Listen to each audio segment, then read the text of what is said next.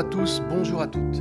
Eh bien, voici après quelques mois de travail, enfin sortie, on va dire, la première édition du livre sur la cohérence quantique du sang. En fait, je dirais que c'est une première édition prototype, car comme vous le voyez, ce sera un manuscrit relié et non pas un ouvrage imprimé traditionnellement, dans un premier temps. Donc c'est un prototype, mais voilà, le contenu y est. Cela résume des mois, voire des années de travail et de réflexion sur le sang et sa forme particulière en cohérence quantique, et bien plus encore, car à chaque fois que l'on fait des analyses, des expériences, se rajoute une nouvelle information qui, bien sûr, toujours ralentit la sortie des ouvrages. Hein, voilà, on est comme ça.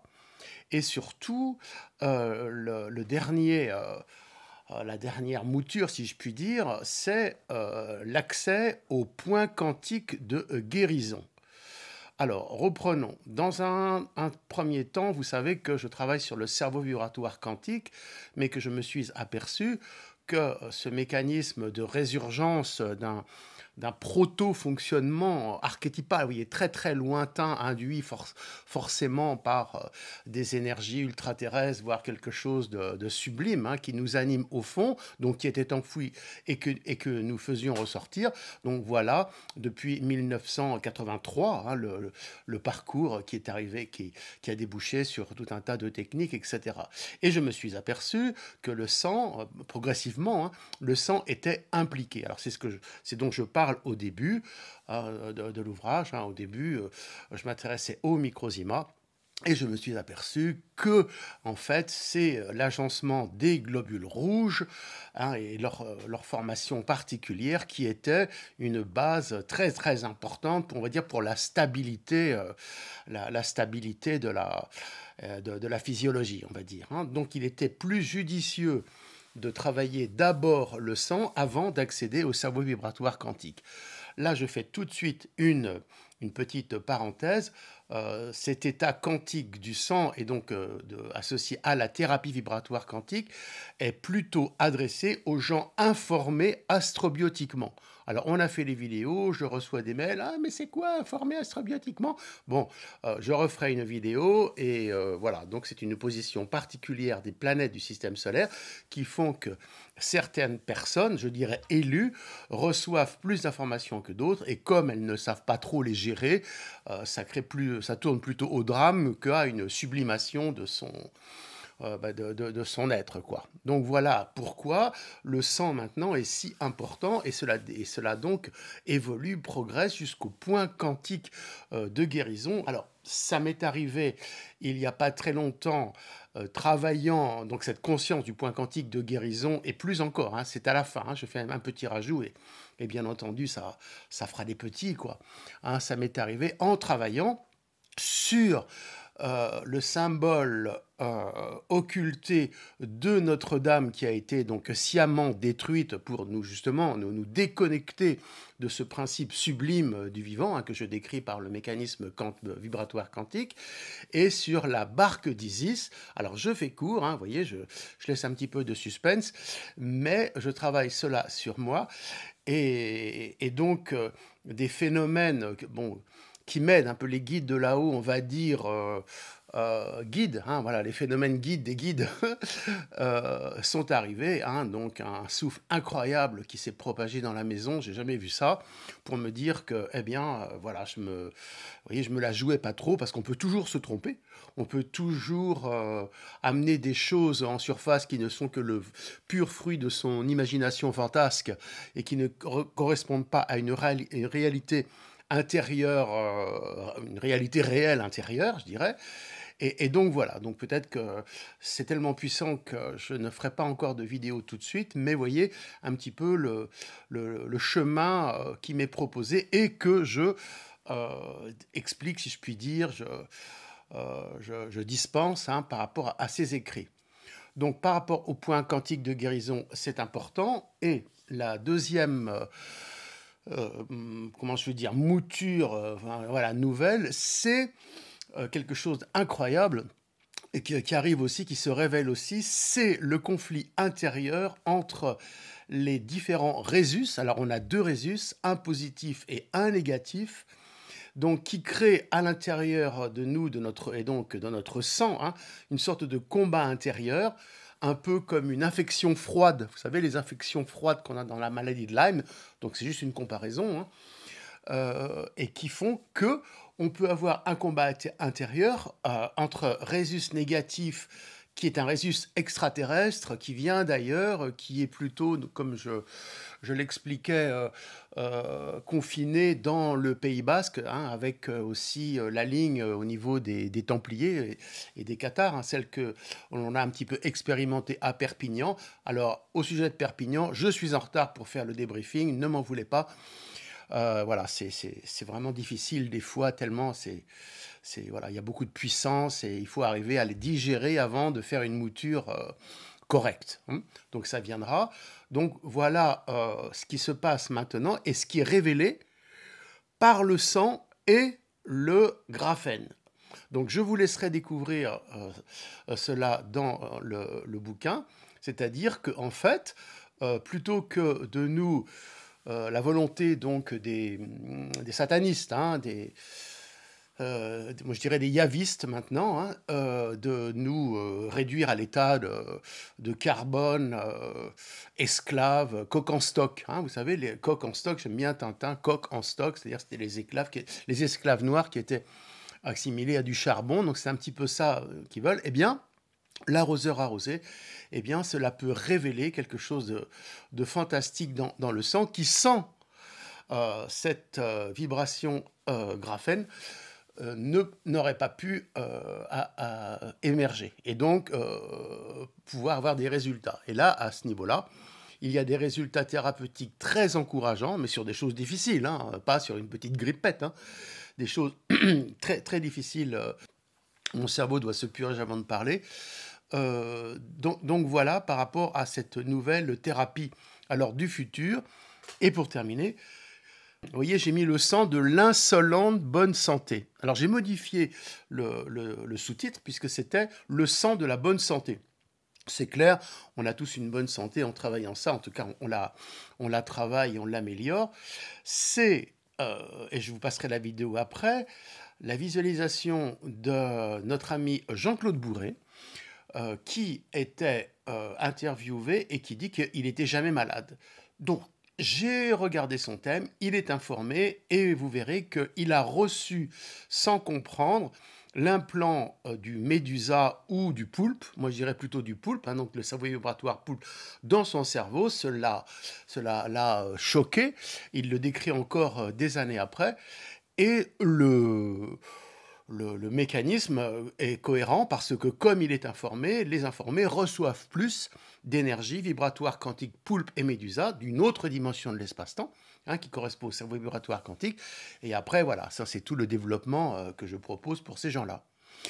Et juste là, pourquoi je le mets, et vous voyez comme je dois ravaler des choses, eh bien, j'étais allé en 2019 pour l'interviewer dans le sud-Bretagne parce qu'il travaillait avec Jean-Claude Petit qui parlait de Janus, du dieu à deux têtes.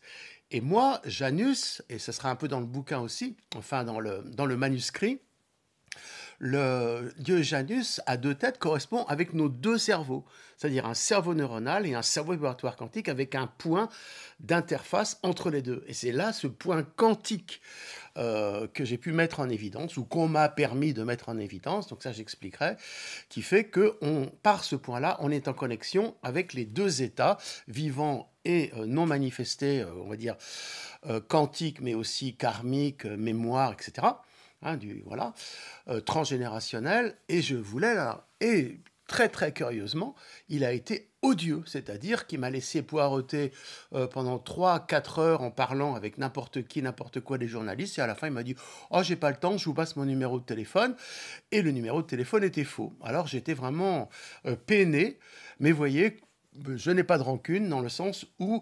inconsciemment, il m'a, si vous voulez, un petit peu permis d'expliquer par rapport à son vécu comme c'est quelqu'un de connu, bon, il est peut-être plus écouté que d'autres, ce qui se passe dans le cerveau vibratoire quand on est informé.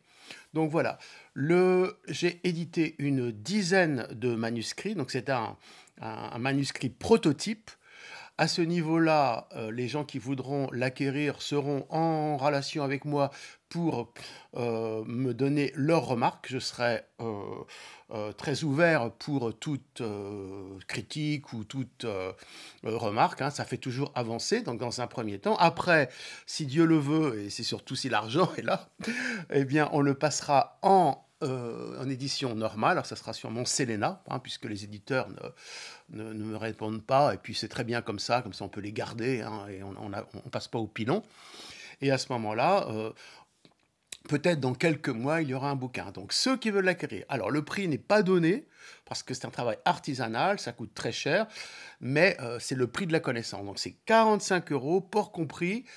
Et donc, vous aurez les liens. Vous cliquez sur enfantautisme.com, librairie, et à ce moment-là, vous avez le lien de paiement par PayPal. On prend aussi les chèques, hein, ça fait toujours 2% de moins qu'on ne donne pas à Elon Musk, hein, le grand pollueur de notre ciel avec son Starlink. Hein, c'est dramatique, mais bon, c'est comme ça, on ne peut rien y faire. Donc 45 €, il fait 167 pages, recto verso, il y a à peu près 150 à 200 photos de sang, hein, de globules rouges, voilà, dans tous les états. Cela peut permettre à ceux qui ont déjà eu une analyse, eh bien, de repartir un petit peu sur une nouvelle compréhension de ce qu'ils ont pu observer dans leur sang avec moi, et d'autres qui sont curieux de ça. Voilà, je pense que j'ai tout dit, et puis je vous laisse maintenant avec peut-être un petit commentaire, l'interview de notre ami Jean-Claude qui nous fait avancer, on va dire. À très bientôt. Je suis né le 17 juillet 1941. 83. Donc je suis dans ma 84e année. 84, ça va ou c'est compliqué? Non, ça va très bien. Ça va très bien. Il n'y a rien de particulier. Qu'est-ce qui vous dérange avec ces 84 ballets? Écoutez, rien ne me dérange. J'ai la souplesse et la rapidité qui sont ceux d'un monsieur qui a 84 ans. Je n'ai pas de problème de santé, tout va bien. Est-ce que vous avez été touché de près ou de loin par la maladie, Jean-Claude Bourré? Non. Jamais. Jamais. Donc, qu'est-ce qui m'est arrivé? Je présentais le journal de 20 heures. C'était entre 1975 et 1987. Je ne sais pas exactement à quelle époque. Je n'en ai parlé à personne, même pas à ma femme. Et quand j'ai commencé à en parler il y a 1 an et demi, 2 ans, chez Cyril elle m'a dit, mais qu'est-ce que tu racontes? Tu m'en as jamais parlé. J'ai dit non, parce que je sais que ce que je dis est incroyable. Et je vais vous raconter ce qui s'est passé très vite. Donc je présente le journal de 20 heures. Nous sommes à quelques minutes de l'antenne. Vous savez combien c'est dur de se mobiliser pour être en pleine forme face aux téléspectateurs. Donc je pense à tout, évidemment, sauf aux ovnis. Je suis concentré sur mon journal télévisé. Je quitte le maquillage, on était rue Cognac-G à l'époque, et je vais m'asseoir dans mon fauteuil de présentateur. Et au moment où je vais m'asseoir dans mon fauteuil de présentateur, je sens comme une pieuvre. Je sens comme des tentacules qui prennent possession de mon cerveau. C'est une sensation que je revis encore, qui est incroyable. Donc c'est comme des espèces de petits patchs qui se posent sur votre tête. Comme des petites tentacules qui prennent possession de mon cerveau. D'accord. Et je suis très serein. Je comprends immédiatement qu'il y a quelqu'un sur le plateau qui est probablement ou doté de pouvoirs extraordinaires, mais je ne sais pas ce qu'il veut que je fasse, parce que quand on pénètre dans un cerveau, c'est qu'on a un but, ou alors qui veut faire quelque chose dans mon cerveau. Et je crois me souvenir, parce qu'à partir de ce moment-là, je ne me souviens plus de rien. Je me souviens plus du journal que j'ai présenté, des sujets que j'ai présentés, des invités, sans doute qui étaient là, parce que je crois que j'avais 2 invités, mais je suis pas sûr. Je ne me souviens plus de rien, mais je suis très serein, je ne suis pas du tout angoissé, etc.